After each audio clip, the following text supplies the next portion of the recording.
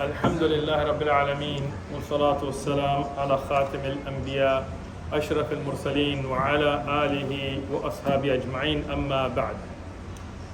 So when we're looking at the great generation of the Tabi'un, those that came after the Sahaba radiallahu anhum, as I mentioned in the last dars, there are so many great examples from the Salihin, from the pious of that generation for us to study and to learn and to look up to and to contemplate our own lives compared to theirs and so on. It's very difficult sometimes to choose who should we talk about first. So I was planning to go through those seven fuqaha of Medina that we had mentioned in the earlier dars and so on, but I came across a hadith in the Sahih of Imam Muslim where Rasulullah sallallahu alayhi wasallam called one of the tabi'un khairut tabi'in, yani the best of the tabi'in. Now we mentioned about Sa'id ibn al-Musayyib that he was called Sayyidut tabi'in, but this tabi'i is called khairut tabi'in, the best of them, and this was given to him by Rasulullah sallallahu alayhi wasallam. Now that's strange, because to be a tabi'i and not be a sahabi means that he didn't meet Rasulullah sallallahu alaihi wasallam. But Rasulullah sallallahu alaihi wasallam in a sahih hadith called him the best of the tabi'in. So looking at this hadith, and the hadith has some different wordings and so on, but the asl of it is the sahih of Imam Muslim, and no doubt to its authenticity too. I decided to speak about this tabi'i.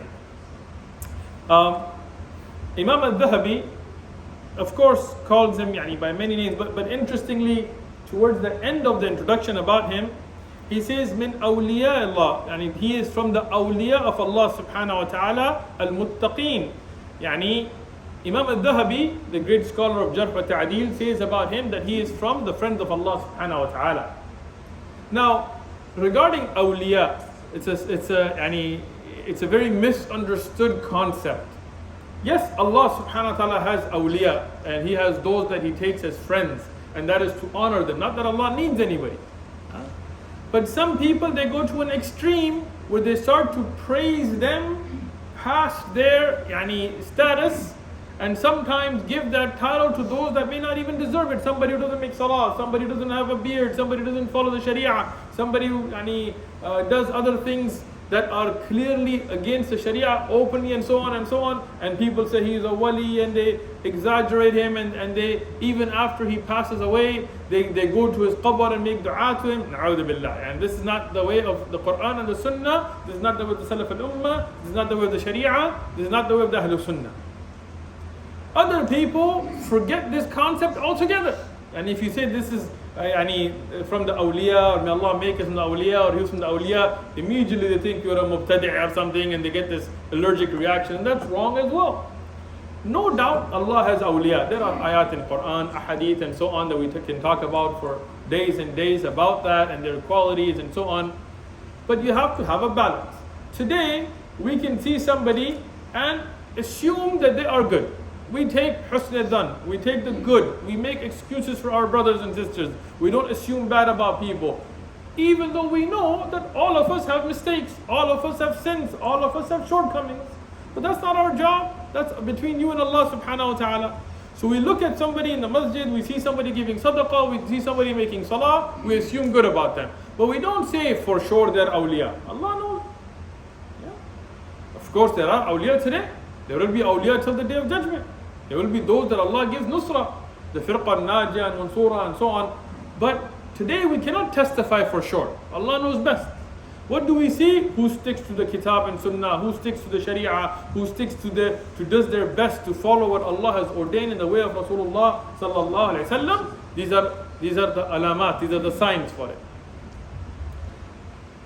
But this particular tabi'i, we can attest to him being from the awliya. And we can attest that his dua was accepted. Today we don't know whose dua is accepted. You may see somebody as sinful and their dua is accepted. And you may see somebody as pious and Allah knows best, even though anybody's dua can be accepted. But this particular tabi'i we can say for sure. Why? Because we have daleel, we have hadith. The same thing with the idea of shuhada. Yani those that Rasulullah sallallahu alaihi wasallam said were shuhada and called them shuhada and made the janazah on them and praised them and said they will be in Jannah, we can be sure. Past that, we see somebody dying, fi sabilillah, we say they're shaheed inshallah. And Allah knows the hearts, Allah knows the niyyah and so on.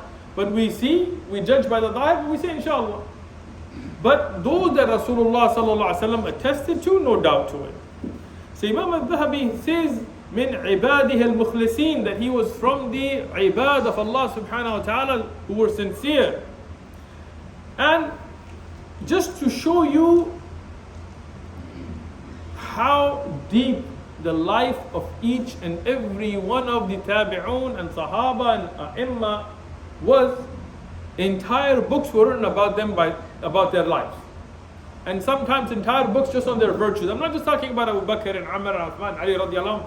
Volumes can be written about those great sahaba. But even this tabi'i, Imam al-Mullah al-Qari, one of the great Hanafi ulama of the past, he wrote Ma'adan al-Adnani fil Fadl Owais al-Qarani.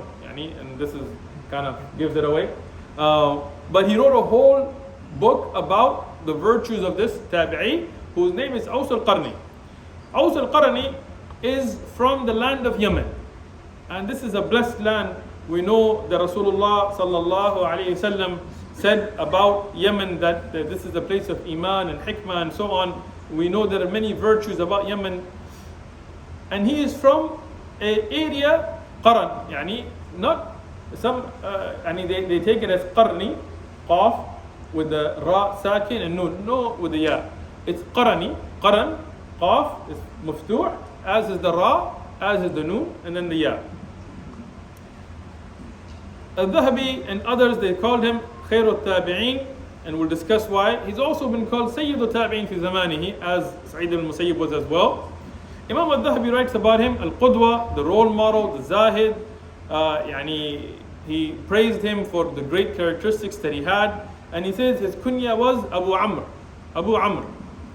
His name, as well documented by the different scholars of hadith and tarikh and jarh wa ta'deel, is Aws ibn Amir al-Qarani al-Yamani. Even though some books have him as Abdullah, but this is a mistake, because this is something that at times he introduced himself by in order to hide from attention, but that wasn't his actual name. His well-known name is Aws ibn Amir al-Qarani al-Yamani Abu Amr. Now, there are some unique characteristics to him, and the first of them, as I mentioned, that the hadith in Sahih Muslim, Rasulullah sallallahu alaihi wasallam said, "Inna khayra tabi'in rajulun." The best of the tabi'un is a person, yuqal lahu Aws. He is called Aws, and he has walida, walahu walida, and he is biha barrun, and he is dutiful to his mother. Subhanallah, this hadith is marfu', this is the statement of Rasulullah sallallahu alaihi wasallam. And it is in the Sahih of Imam Muslim. And it's mentioned in other books of hadith as well. No doubt that it's come through multiple chains. Rasulullah sallallahu alaihi wasallam mentions him by name, even though he had not met him. And mentions his virtue, that he is the best of the tabi'un. And there are other fadail that Rasulullah sallallahu alaihi wasallam mentioned about him that we can get into. But also mentions the sabab. What was the reason? The reason was that he was dutiful to his mother. Above all other reasons, and he has many good characteristics, that he was dutiful to his mother. And here, I want to point out something that we may not think about when we hear this hadith, which is this is one of the miracles of Rasulullah sallallahu alaihi wasallam. Rasulullah sallallahu alaihi wasallam did not know this man existed. He did not go to Yemen and meet him. He did not know that he had a mother. He did not know how he is with the mother. This means that Allah subhanahu wa ta'ala was so pleased with Owais al-Qarani that he sent wahi through Jibreel alayhi salam to Rasulullah sallallahu alaihi wasallam, telling him about this man, and telling him about this virtue, and telling him about this great deed, and telling him about this so that he could convey this to us, which shows us one of the miracles of Rasulullah sallallahu alaihi wasallam. It tells us the great honor that's given to Owais al-Qarani.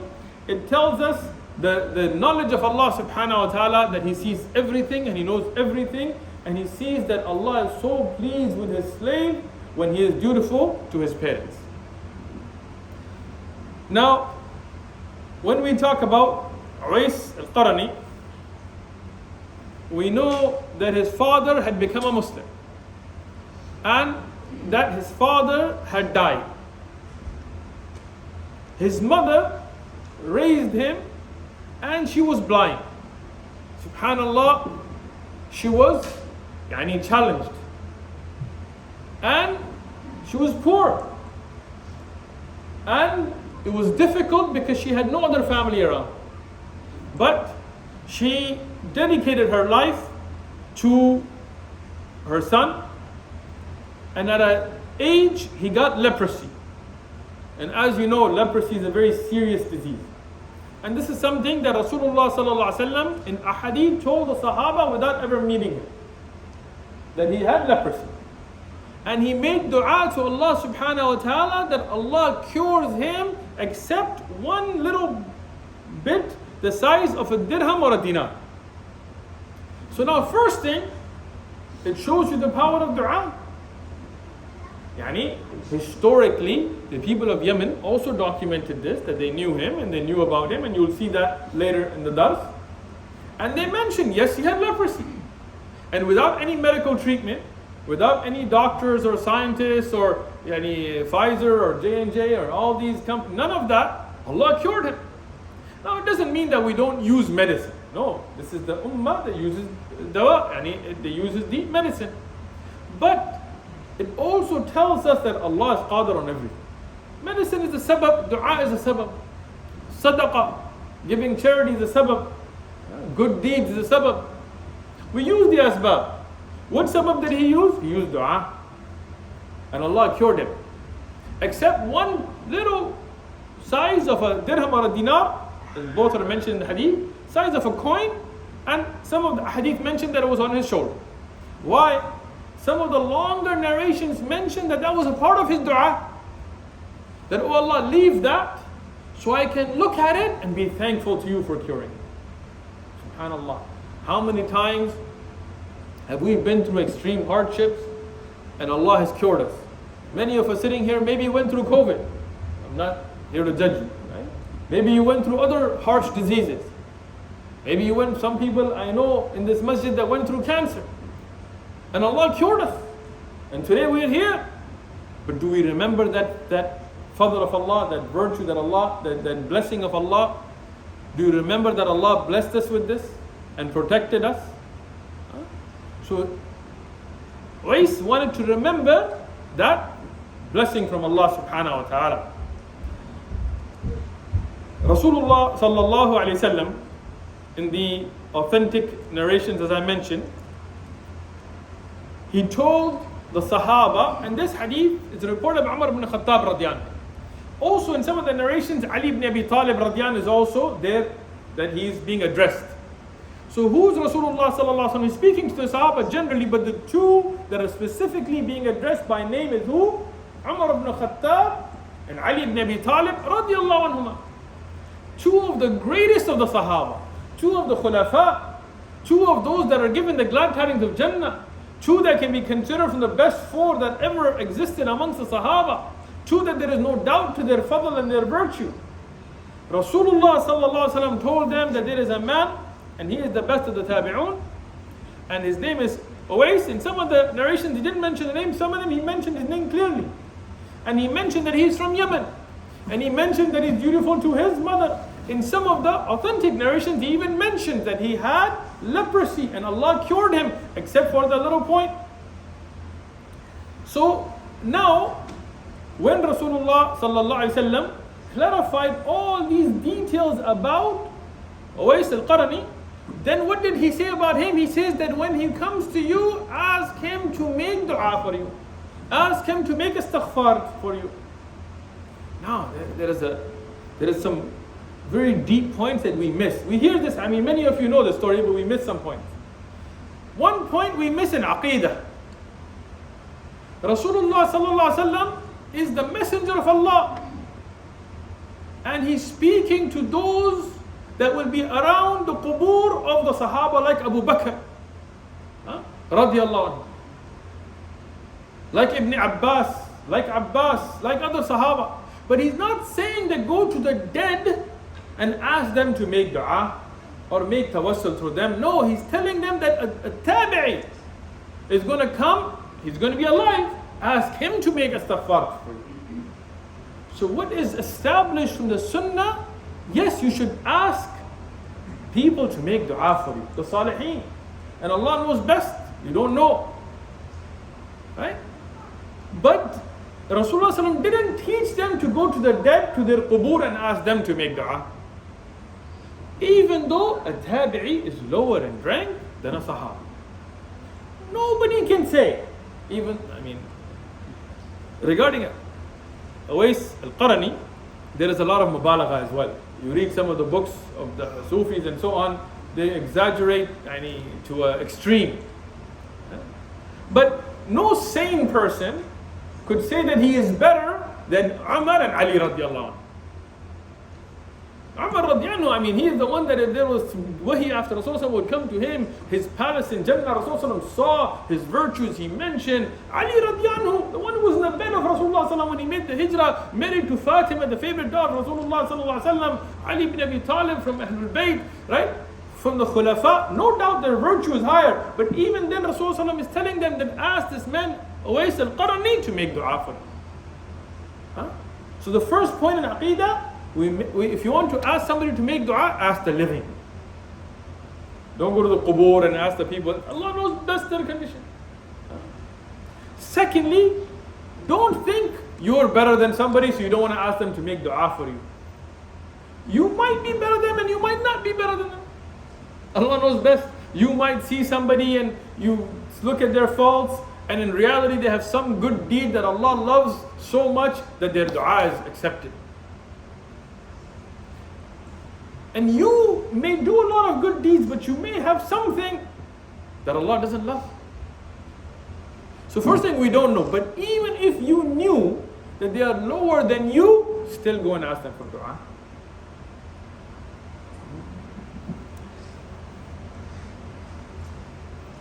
When the Sahaba, they heard about this, they were very diligent in following the way of Rasulullah sallallahu alaihi wasallam. So they wanted to meet this man, Owais al-Qarani, and ask him to make dua for them. But they didn't know him. Right? So when Rasulullah sallallahu alaihi wasallam passed away, and we'll talk about whether he met Rasulullah or not and all of this, they started to search for him. So anytime a wafd or a delegation would come from Yemen, whether it was in Hajj or whether it was just people coming, they would ask, where are the people of Yemen? They would say, okay, are you from Qarn, the area of this area? They would say yes. Then they would say, is there a man named Uways amongst you? Is he from Qarn? Does he have a mother? So they would ask these questions to try to find him. And for many years they didn't. One time, and there are again multiple narrations, so I'm just summarizing from them, they found him. In some of the narrations, they actually didn't find him directly. They found a group from his area and they asked them that, is there a man, are you from Yemen? They said yes. Are you from Qarn? They said yes. Are you from this area? They said yes. Is there a man named Uways amongst you? They said no. They said, is there a man that you know named Uways? So one of them said, yes, I have a relative. His name is Uways, but he's like a poor guy. I don't think you're asking about him. He said, did he have leprosy? They said, yes, he did, but Allah cured him. Does he have a mother? Yes. Is he dutiful to her? Yes. He said, take us to him. So in this narration, they actually had to find him. And some of them, they walked up to him. And when they found him, they said, is your name Uways? He said, yes. In some of the narrations, he even didn't say. They asked him, what's your name? He said, Abdullah. Because he had heard that people were looking for him and he didn't want it. So they told him, no, what did your mother name you? Like, what is your actual name? You know you're the Abd of Allah. And this is the Tawriyah you're doing, we know. But what is your name? He said, Uways. So are you from the son of Amir? Yes. From Qarn? Yes. Do you have a mother? Yes. Khalas. Did you have leprosy? Yes. Do you have a spot? Yes. Said Rasulullah sallallahu alaihi wasallam asked us, this is Umar and Ali radiallahu anhu, and he from the great Sahaba, to ask you to make istighfar for us, to make dua for us. And he told him, you are the best of the Sahaba, we hear about you, we came to see you, why would you ask me? He said, no. Rasulullah sallallahu alaihi wasallam told us to ask you to make dua for us. Now, why was he not a Sahaba? Now, I know most of you know this, but there are some aspects to it to understand. We know that he was Muslim during the lifetime of the Prophet sallallahu alaihi wasallam, and we know he had a great desire to go see Rasulullah sallallahu alaihi wasallam. And we know from many ahadith that he had tried to go to see Rasulullah sallallahu alaihi wasallam, and people from Yemen had gone and they had seen the Prophet sallallahu alaihi wasallam, and they had raised themselves to the rank of Sahaba in the state of Iman. They saw Rasulullah sallallahu alaihi wasallam and died in that state, so they're Sahaba. But he had no family, and his mother was blind, and she was old, and she was unable to take care of herself, so he stayed with her. In some of the narrations, he even asked her for permission to go. And she told him go, but she told him don't stay long, because at that time it wasn't like you jump on a flight, right? Some of the ulama said the journey from Yemen to Medina could take up to a month. Whether that's both ways or one way or either way, that's a long time. So she told him, if you go, don't stay more than 3 days. In some of the narrations, they actually mention 3 days. Now this is an interesting point in fiqh as well. You know, when we go through these durus, we should always benefit from the aspects of aqaid and fiqh and things to take from it as well. Earlier we also talked about, in the earlier dars, about those Sahaba that wouldn't stay at a place more than 3 days, because expecting that after the fourth you would become muqim. Yeah? The hadith in Sahih Muslim about Rasulullah sallallahu alaihi wasallam about when hijrah was made for, that's another dalil as well.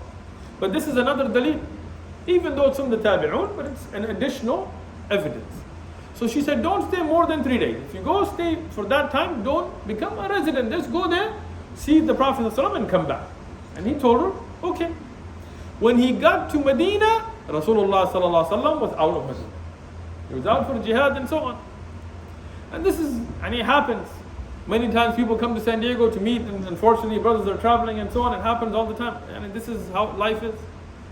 And at that time he couldn't text back to his mother, mom, you know, the Prophet Isa is not here, can I stay longer?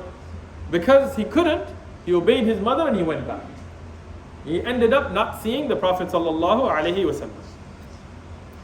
Now, I looked at the different ahadith. And again, as I mentioned, the books of hadith and the books of tariq like Siyar Alam al-Nubala and others are filled with narrations about Owais al-Qarani. So, when you look at his response in some of the narrations, it's also very interesting. Meaning, when the Sahaba asked him to make dua for him, specifically Umar and Ali radiallahu anhuma, he didn't just make dua. In one of the narrations, he tells them your virtue and he praises them, but they tell him no. Rasulullah sallallahu alaihi wasallam told us, we're going to ask you for dua, please make dua for us. So when he was about to make dua, he said, oh Allah, they have come with this hope that you will forgive them. Not because of me, not because of my dua, but because of this hope, oh Allah, forgive them. Yani they have this idea that this dua is accepted, so Allah keep their heart and keep their love that they have and accept this dua and forgive them. Yani he didn't praise himself with it either. It's a beautiful way that he made the dua. Now, we know this narration well. Anybody that's heard of Owais al-Qarani knows this hadith. And it's very famous, and it's sahih, and it's in the books, and there are lectures, and there are whole series done on it. But people miss that there is a lot more to him than just this. This is what I want to talk about a little bit today. Unusual from most durus. Every dars about him will discuss this narration, no doubt. Yeah? But there is more to him. But as a warning, as Ibn Jawzi, he says most of the narrations that were mentioned about Owais al-Qarani are mawdu', are fabricated. For example, there is one that's going around YouTube, and then all these are people talk about, where they say when he heard that Rasulullah sallallahu alaihi wasallam broke his tooth, he pulled out or broke or plucked out all his teeth. This is a fabrication. There is no sanad for this. In fact, to do such a thing would be against the Sharia. The awliya are not those that violate the Sharia. And everybody has sins and mistakes. I'm not saying even a wali of Allah can make a mistake. I'm not saying that they have to be perfect. They're not anbiya, they're not malaika. But in their ibadah, they don't go against the sunnah of the Prophet sallallahu alaihi wasallam. So it's not from the sunnah that if you hear Rasulullah sallallahu alaihi wasallam broke his tooth, you pull out all your teeth. No, this body is not yours to mess with. So these are narrations that we need to be warned against. Now, there are some authentic narrations that mention his virtue, and Imam al-Nawawi, because I told you the hadith that is about him is in the Sahih of Imam Muslim, and Imam al-Nawawi wrote the famous sharh, explanation of Sahih Muslim. He gives a whole bab in his sharh to the virtues and the story and the narrations about Owais al-Qarani. And al-Hakim, he also gives a whole chapter about this. And as I mentioned, Mullah Ali Qari also wrote a risala on this and so on. So from some of the authentic narrations, and Shaykh Albani, for example, he looked at this narration and authenticated it, as did Mullah Ali Qari and other earlier A'imma and Ulama. Rasulullah sallallahu alaihi wasallam said, from my ummah, there is a person that due to his dua, Allah will enter Jannah of people, vast number of people in my ummah, like the Banu Tamim, the tribe of Banu Tamim, which was a very big tribe. And Al-Hasan al-Basri, as Al-Hafiz ibn Nu'aym and others have mentioned, that he said that this person being referred to is Owais al-Qarani.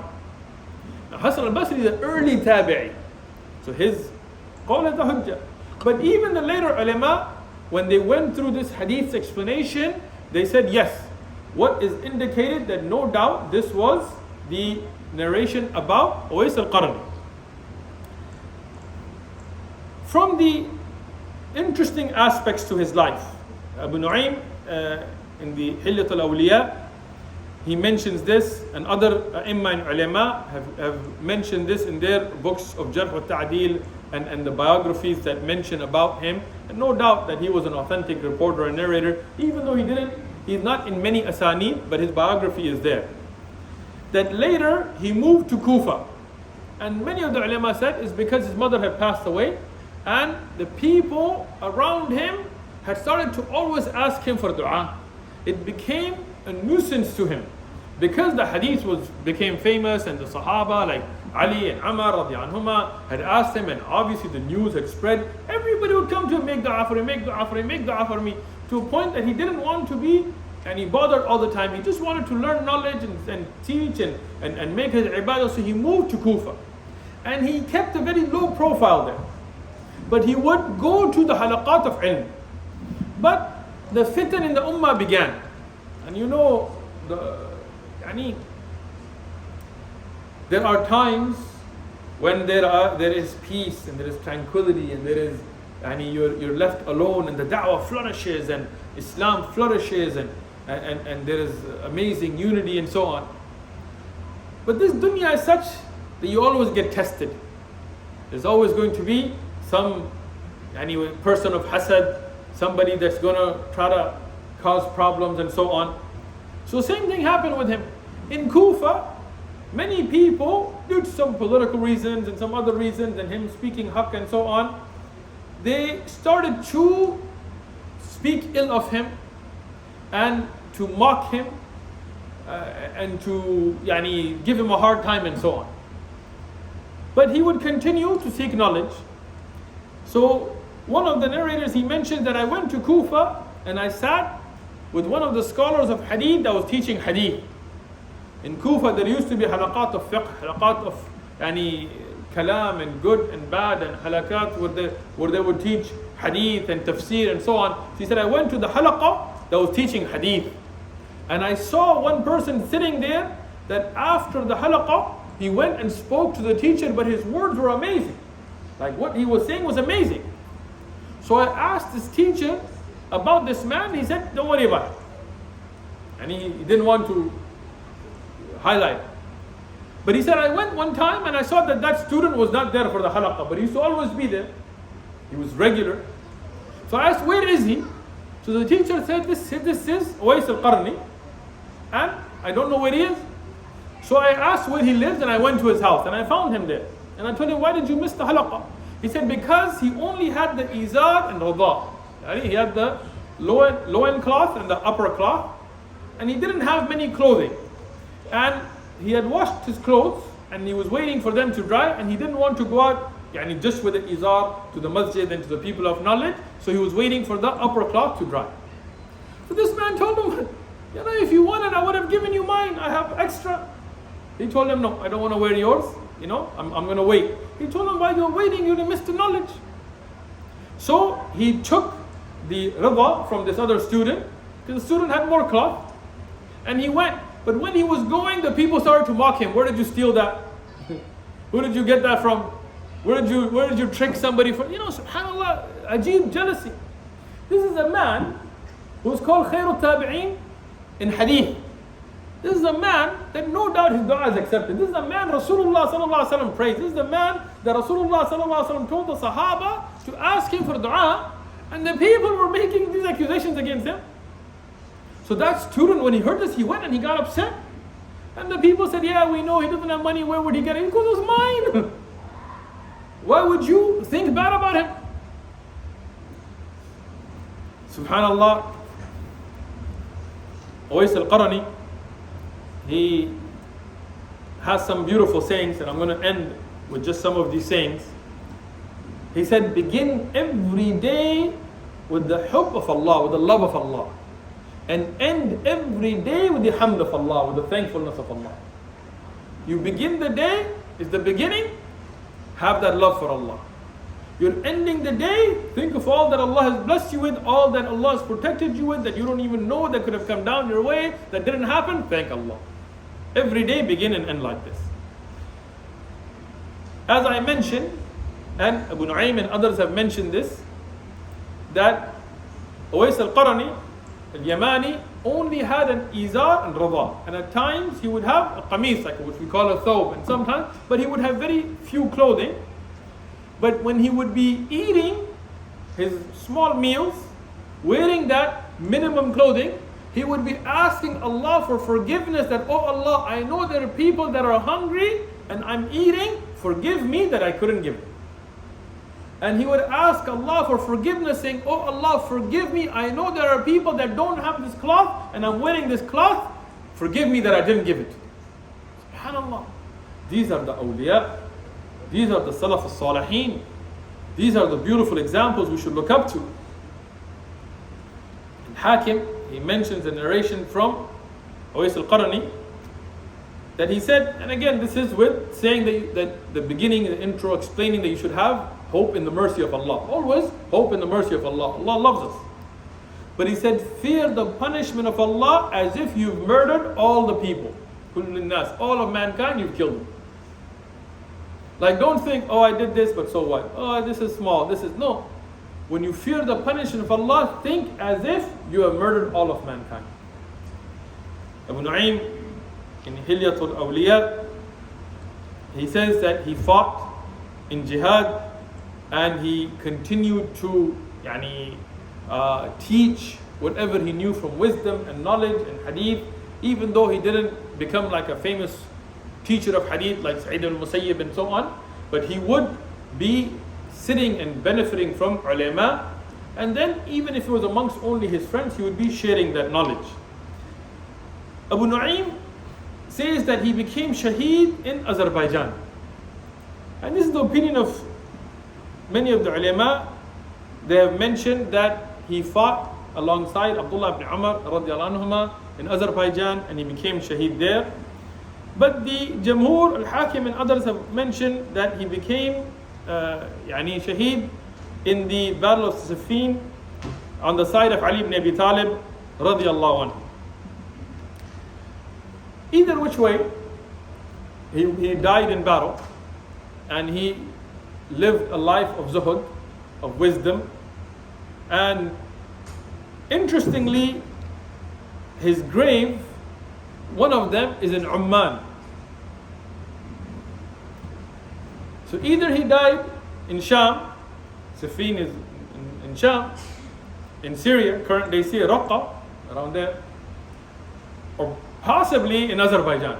I don't know how his grave would be in Oman. They do have a grave in Raqqa as well for him, and they've decorated and built on it against the Sunnah and so on. But majority of the ulama said we don't know that to be the place. Allah knows best where he's buried.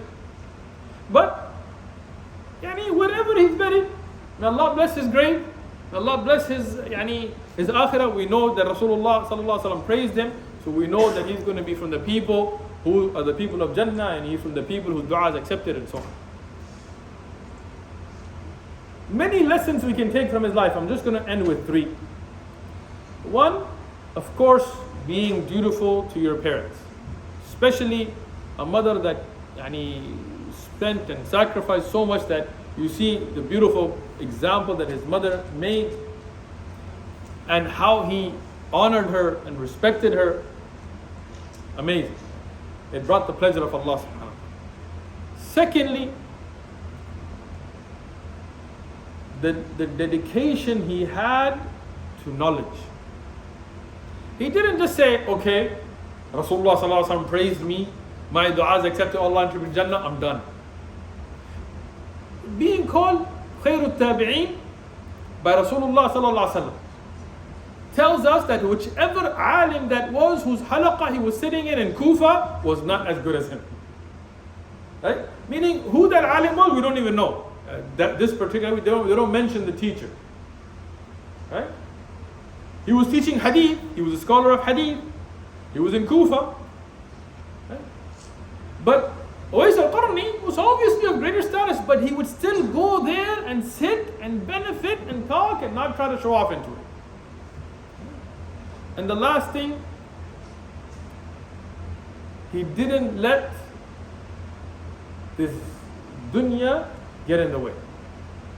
Meaning, even, not just talking about dunya in the sense of money and wealth and power, but even when people ridiculed him, even when people criticized him unjustly, he didn't start responding to them and going down to their level and ruining his iman and akhirah and teaching and learning because of their unjust criticism.